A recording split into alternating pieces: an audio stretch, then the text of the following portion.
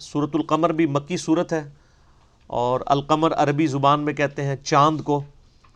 اس میں چاند دو ٹکڑے ہونے کے معجزے کا بیان ہے شروع کی ہی آیات کے اندر۔ اعوذ باللہ من الشیطان الرجیم، بسم اللہ الرحمن الرحیم۔ اقتربت الساعہ، قریب آ گئی قیامت، وانشق القمر، اور شق ہو گیا چاند، چاند دو ٹکڑے ہو گیا۔ وَإِن يَرَوْا آیَةً يُعْرِضُوا، اور اگر وہ کوئی نشانی بھی دیکھتے ہیں تو اعراض کرتے ہیں، منہ پھیر لیتے ہیں۔ وَيَقُولُوا سِحْرٌ مُسْتَمِرٌ، اور کہتے ہیں یہ تو کھلا جادو ہے۔ یعنی یہ اتنا بڑا معجزہ نبی صلی اللہ علیہ وآلہ وسلم کی بعثت کا دیکھنے کے باوجود بھی انہوں نے اسے جادو کہا۔ اہل سنت اہل تشیع دونوں کا اجماع ہے اس کے اوپر کہ نبی صلی اللہ علیہ وآلہ وسلم کا یہ معجزہ برحق ہے۔ بعض منکرین حدیث نے اس کے اوپر حملہ کیا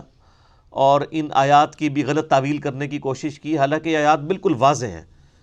کہ قریب آ گئی قیامت اور شک ہو گیا چاند۔ وہ کہتے ہیں یہ قرب قیامت میں یہ معاملہ ہوگا، جب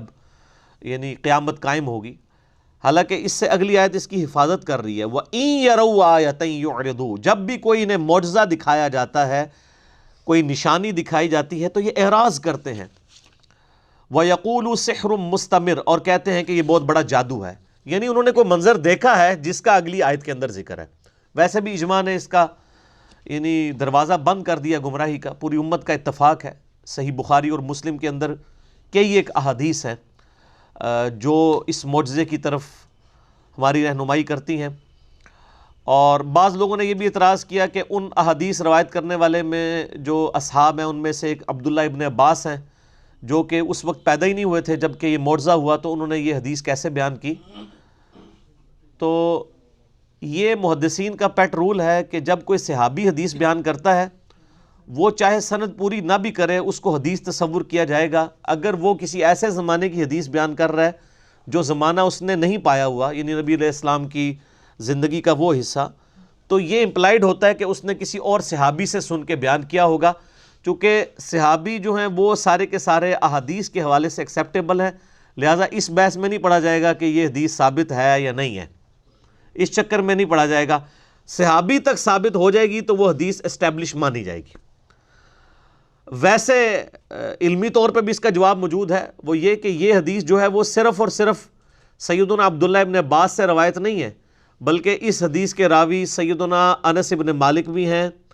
اور سیدنا عبداللہ ابن مسعود بھی ہیں، اور عبداللہ ابن مسعود پہلے 10 صحابہ میں سے ہیں، وہ بھی یہ منظر دیکھنے والے ہیں۔ بخاری اور مسلم دونوں میں حدیث موجود ہے کہ عبداللہ ابن مسعود کہتے ہیں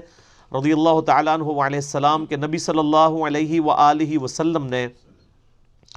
مشرکین عرب کو جب جمع کر کے اپنی دعوت ان کے سامنے رکھی تو انہوں نے ڈیمانڈ کی کہ آپ کوئی نشانی اللہ کی طرف سے دکھائیں،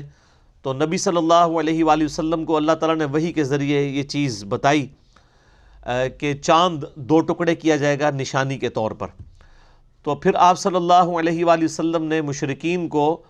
چاند کی طرف متوجہ کیا، ان سب کے سامنے چاند دو ٹکڑے ہوا، اور ہیرا پہاڑی، عبداللہ ابن مسعود کہتے ہیں کہ جو ہیرا کا پہاڑ ہے وہ ہم نے درمیان میں دیکھا، اور چاند کا ایک ٹکڑا ایک طرف چلا گیا، دوسرا ٹکڑا دوسری طرف، اور پھر اس کے بعد وہ دونوں ٹکڑے مل گئے۔ تو یہ معجزہ آپ صلی اللہ علیہ وآلہ وسلم کا دعوی نبوت کا نہیں تھا، بلکہ نبوت کی نشانی تھی۔ دعوی نبوت کا معجزہ وہ ہوتا ہے کہ جو ڈیمانڈ کیا جاتا ہے کہ یہ کر کے دکھائیں، اس قسم کا آپ صلی اللہ علیہ وآلہ وسلم کو کوئی معجزہ نہیں دیا گیا جو کافروں کی ڈیمانڈ پوری کرتا ہو۔ وہ آپ کا معجزہ جو ہے وہ یہ کتاب اللہ ہے۔ جس طرح کہ موسیٰ علیہ السلام کے لیے عصا کا معجزہ تھا، عیسیٰ علیہ السلام کے لیے وہ 5 معجزات تھے، مردوں کو زندہ کر دینا، مادرزاد کوڑی کو اللہ کے اذن سے شفا دینا، اور اسی طریقے سے جو اندھے ہوتے تھے ان کے یعنی مٹی کے ڈھیلے رکھ کے ہاتھ پھیرتے تھے تو وہ آنکھیں بن جاتی تھیں۔ تو یہ یعنی جو سورہ آل عمران کے اندر سیدنا عیسیٰ علیہ نبینا علیہ الصلوۃ والسلام کے معجزات ذکر ہوئے ہیں، اس قسم کے نبی علیہ السلام کے حصی معجزات ملتے جلتے موجود ہیں، لیکن وہ دعوی نبوت والے نہیں۔ دعوت نبوت والا جو معجزہ ہے وہ ایک ہی ہے، اور وہ قرآن ہے، اور وہ لاجیکل ہے، چونکہ آپ صلی اللہ علیہ وآلہ وسلم کی نبوت قیامت تک کے لیے تھی، لہٰذا آپ صلی اللہ علیہ وآلہ وسلم کا معجزہ بھی قیامت تک کے لیے ہے کتاب اللہ کی شکل میں۔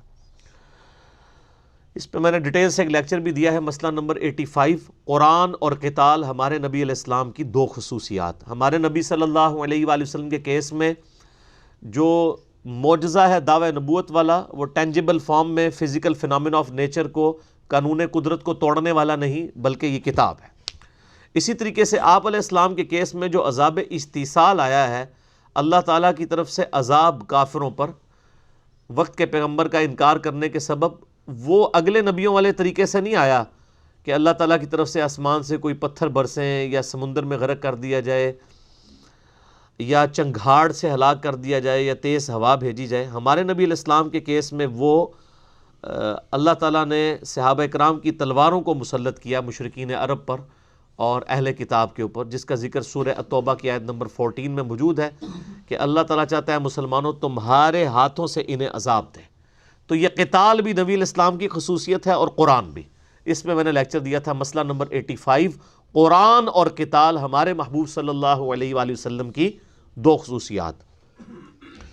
بہرحال یہ بہت بڑا معجزہ تھا، اور قرآن حکیم میں 3 ہی معجزات ہیں جو آپ علیہ السلام کے ذکر ہوئے ہیں، باقی درجنوں آپ کے معجزات بخاری اور مسلم میں آئے ہیں۔ میں نے بڑی ڈیٹیل کے ساتھ اس کے اوپر 4 نشستوں میں آلموسٹ تقریباً 7 گھنٹے کی گفتگو کی تھی۔ مسئلہ نمبر 131 ABCD، جس میں نے معجزات، کرامات، استدراج، علوین، یہ ساری کی ساری چیزوں کو ڈیٹیل کے ساتھ قرآن حکیم اور بخاری اور مسلم کی روشنی میں ڈسکس کیا تھا۔ تو وہ 3 بڑے بڑے معجزات جو قرآن حکیم میں ذکر ہوئے ہیں، ان میں سے نمبر 1 القرآن، جس پہ ہم پچھلی 2 نشستیں 150 منٹ کی گفتگو کر چکے ہیں، مسئلہ نمبر 131A اور 131B۔ اس کے علاوہ بھی میرا لیکچر ہے مسئلہ نمبر 85 کے نام سے، قرآن اور قتال ہمارے محبوب صلی اللہ علیہ وسلم کی 2 خصوصیات۔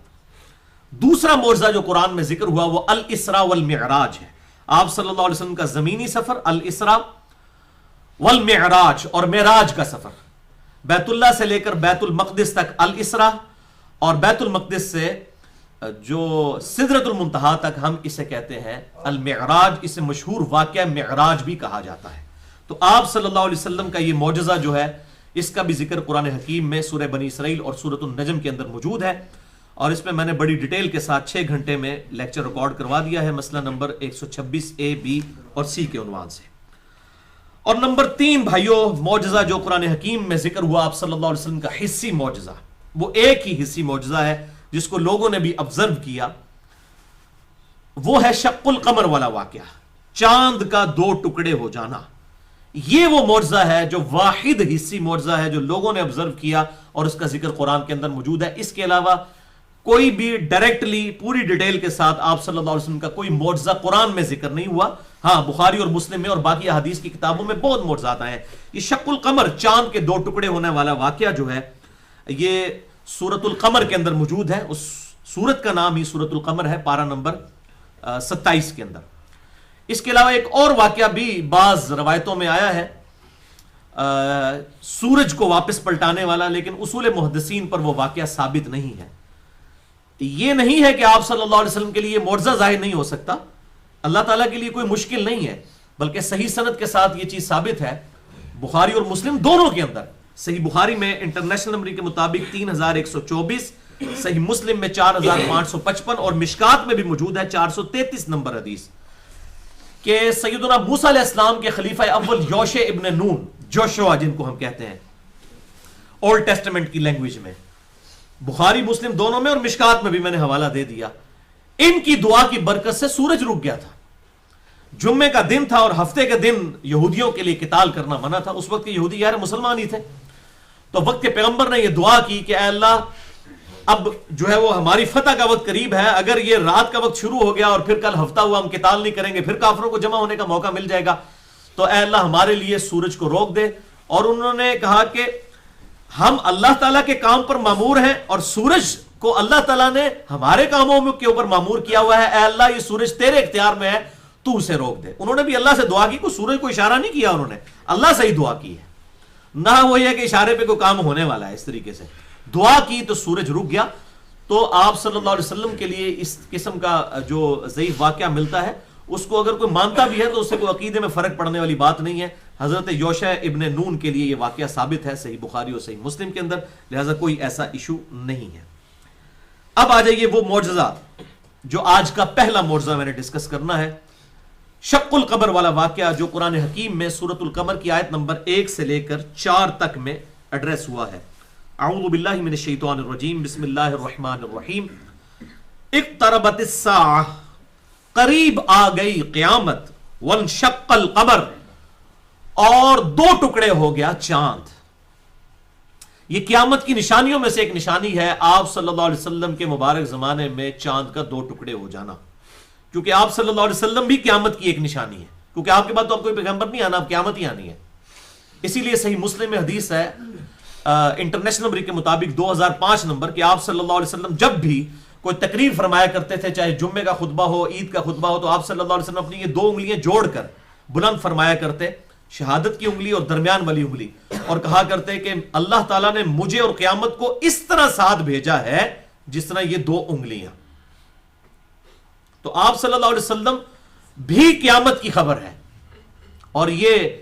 آپ صلی اللہ علیہ وسلم کے مبارک زمانے میں چاند کا 2 ٹکڑے ہونا یہ قیامت کی خبر ہے۔ تو اللہ تعالیٰ فرماتا ہے قریب آ گئی قیامت اور 2 ٹکڑے ہو گیا چاند۔ وَإِن يَرَوْا آيَةً يُعْرِضُوا وَيَقُولُوا سِحْرٌ مُسْتَمِرٌ، جب بھی یہ کافر کوئی نشانی دیکھتے ہیں تو یہ کہتے ہیں کہ یہ تو کھلا جادو ہے، اور وہ اس نشانی سے منہ بھی پھیر لیتے ہیں۔ وَكَذَّبُوا وَاتَّبَعُوا أَهْوَاءَكُمْ، اور انہوں نے ہمارے محبوب صلی اللہ علیہ وسلم کے لیے جو نشانی ظاہر ہوئی اس کو بھی جھٹلایا اور اپنی خواہش نفس کی پیروی کی۔ وَكُلُّ أَمْرٍ مُسْتَقِرٌ، اور ہر کام کے لیے ایک انجام مقرر ہے، یعنی ہمارے پیغمبر کا انکار کرو گے تو اس کا انجام آنے والا ہے تمہارے لیے عذاب کی شکل میں۔ وَلَقَدْ جَاءَهُم مِّنَ الْأَنبَاءِ مَا فِيهِ مُزْدَجَرٌ، اور پہنچ چکی ہیں ان کے پاس اگلی قوموں کی تباہی کی خبریں جو کہ بڑی عبرت والی خبریں ہیں۔ تو ڈر جاؤ، ہمارے محبوب صلی اللہ علیہ وسلم کا انکار نہ کرو، ورنہ تم پر بھی وہ عذاب آئے گا، اور وہ الٹیمیٹلی عذاب جو ہے قتال کی شکل میں مسلمانوں کے ہاتھوں سے ان کافروں پر اللہ تعالیٰ نے توڑوایا۔ اسی کی ڈیٹیل صحیح بخاری اور صحیح مسلم دونوں کے اندر موجود ہے۔ شق القمر والے واقعے کی صحیح بخاری میں انٹرنیشنل نمبر کے مطابق 3636 اور 3868 اور صحیح مسلم میں 7071 سے لے کر 7079 تک کل 9 احادیث شق القمر والے واقعے پہ صحیح مسلم میں موجود ہیں، اور مشکات میں 5854 اور 5855، اور یہ کم از کم 4 صحابہ سے یہ احادیث روایت ہوئی ہیں، سیدنا عبداللہ ابن مسعود، سیدنا عبداللہ ابن عباس، سیدنا عبداللہ ابن عمر، اور سیدنا انس ابن مالک رضی اللہ عنہم اجمعین وعلیہم السلام۔ اور ان میں عبداللہ ابن مسعود وہ ہیں جو پہلے 10 مسلمانوں میں سے، کیونکہ بعض منکرین حدیث نے اعتراض کیا کہ اس میں تو ابن عباس روایت کر رہے ہیں، ابن عباس تو اس وقت پیدا ہی نہیں ہوئے تھے، تو ابن عباس کوئی اکیلے نہیں ہے روایت کرنے والے، ابن مسعود بھی وہ روایت کرنے والے ہیں جنہوں نے یہ واقعہ خود دیکھا ہے، اور یہ بخاری اور مسلم کا میں حوالہ دے چکا، اس میں ہی موجود ہے۔ ابن عباس کہتے ہیں کہ مشرکین عرب نے آپ صلی اللہ علیہ وسلم سے کہا کہ اپنی نبوت کی کوئی نشانی آپ کے لیے ظاہر کی جائے، تو اللہ تبارک و تعالیٰ نے، ہم منا میں موجود تھے، چاند کو 2 ٹکڑے فرما دیا، اور ہیرا پہاڑ اس کے درمیان میں تھا، ایک ٹکڑا اس کے دائیں طرف، ایک اس کے بائیں طرف ہو گیا، اور یہ منظر مسلمانوں نے، کافروں نے، سب نے دیکھا۔ اس وقت اللہ کے محبوب صلی اللہ علیہ وسلم نے ارشاد فرمایا،